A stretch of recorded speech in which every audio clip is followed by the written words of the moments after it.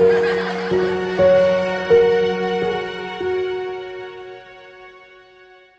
everyone, Eric here in the school garden. Welcome back to our channel. I am Eric, one of the education specialists for Easton Bank's Learning and Life Center, where I oversee the Project Great program. If you haven't watched our previous video, make sure to go do that. Make sure to subscribe, like and comment, share this video, and do not forget to click the link. I always say link. Click the button in the left or right corner of your screen to be notified of when we drop new videos, which is every single week. As you can see, it's a little cloudy, and we do have forecast in the rain. We do have rain in the forecast. I am jumbling up my words today. So I don't want to keep you guys long.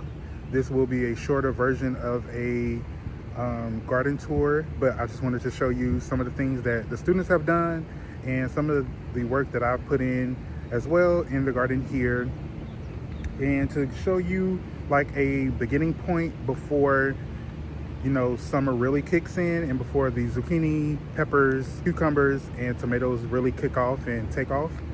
So let's get started.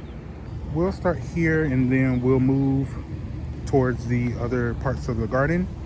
So in this bed, we have a few different things, but I do want to start off by saying a lot of the cucumbers, squash, tomatoes, and pepper varieties I do not know by heart, only because the students, well, not students, but we collectively did not properly label each plant separately. So I will only be able to identify the plants once they start actually producing, the actual fruit that they are going to produce. And we'll probably get that done in another 2 weeks. But today we'll just roughly show you all of the plants and all of the progress that is happening right now. So in this bed we have tomatoes. I was able to label some of the plants that we put in. We have cranberry bush beans here, as well as some pink eye purple whole cowpeas here. We have, I know this is a cucumber and it's a newer variety that we just started this year. But once they get bigger, I'll be able to properly identify them. We have more cucumbers here. Mustard green plant here, which looks beautiful. Look at that. It did just rain a little bit before I got here.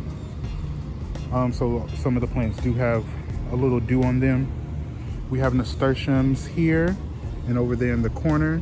I think these are like the flame. It's something flame. The word flame is in the name. I'll try to put it on screen for you guys. We do have some Chinese cabbages that need to be harvested next week at the latest. And we have this gray zucchini here. Ooh, I just wasted all my water. We have gray zucchini here. We have tomatoes and peppers sprinkled in the middle of the bed. And more, as we move this way, more zucchini and cucumbers. And we have another cucumber there, as you can see. Look at that. That little guy will be big probably in another week. And then one more zucchini plant there. In this other black raised bed, we have another like smorgasbord of different plants. Chinese cabbage, peppers, cosmos, dahlias, asparagus beans, tomatoes, snap peas that probably will be removed next week after we harvest the rest of them. We have chamomile over there, tomatoes over here that are putting on flowers and fruit.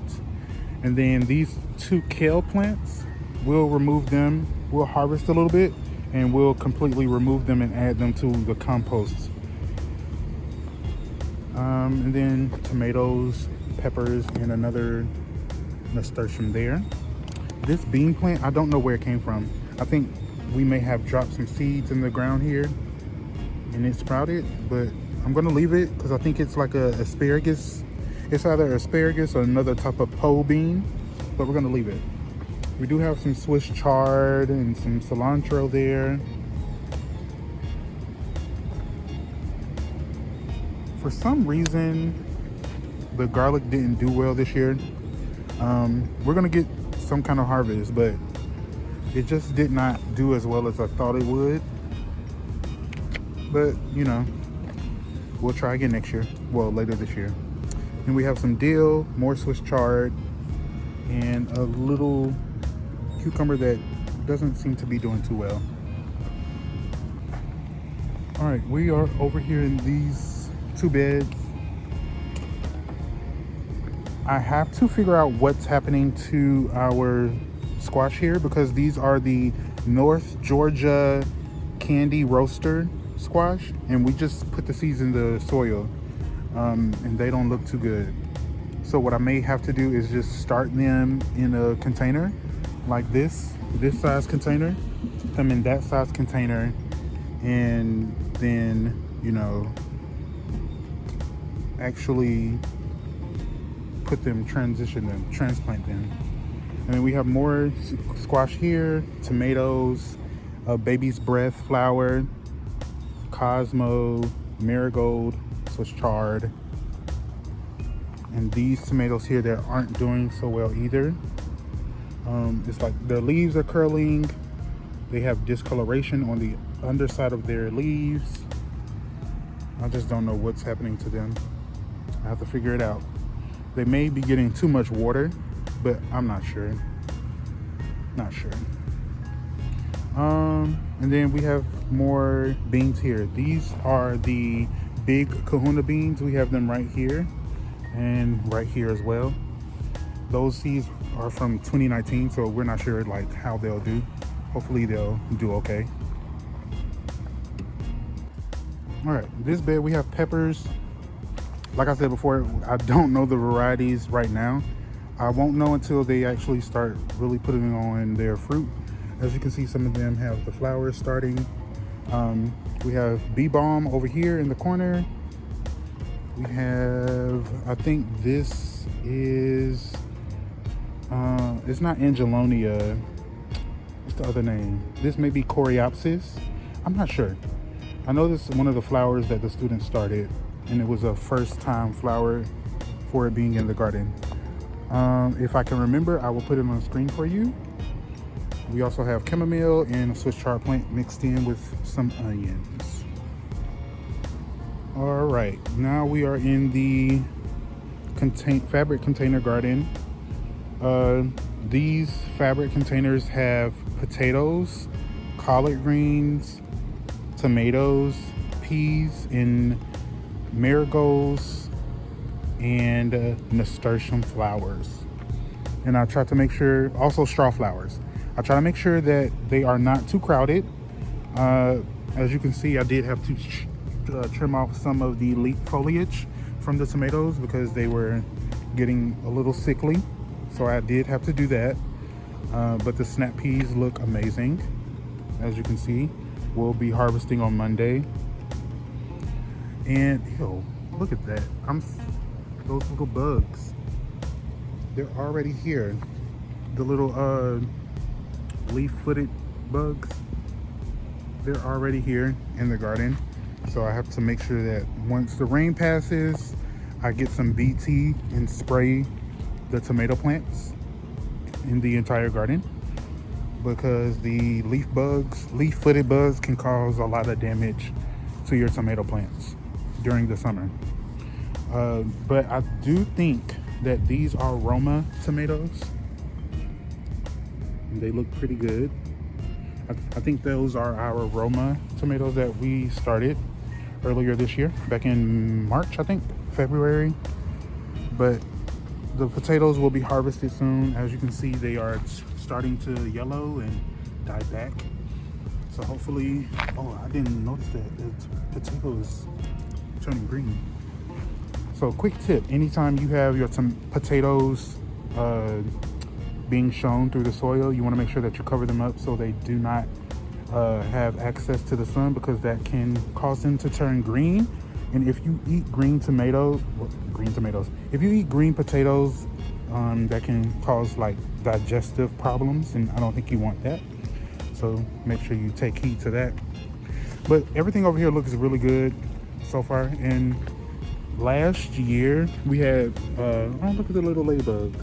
There are so many ladybugs here in this area particularly, but last year some students dropped carrots in the ground, and the carrots are growing, and one of them are starting to go to seed, but we'll probably harvest those carrots later. And we have okra and sunflowers in these rows here, as well as some jaggedy little pumpkins and kuzo watermelon. We just started those seeds today. Mammoth sunflowers in the back, and then 2 rows here of dwarf teddy bear sunflowers. These 2 containers, terracotta containers, have a zucchini, a perennial flower. I don't know the name of this one, but they also have Cosmo and nasturtium flowers as well. And then we have some zinnias down here.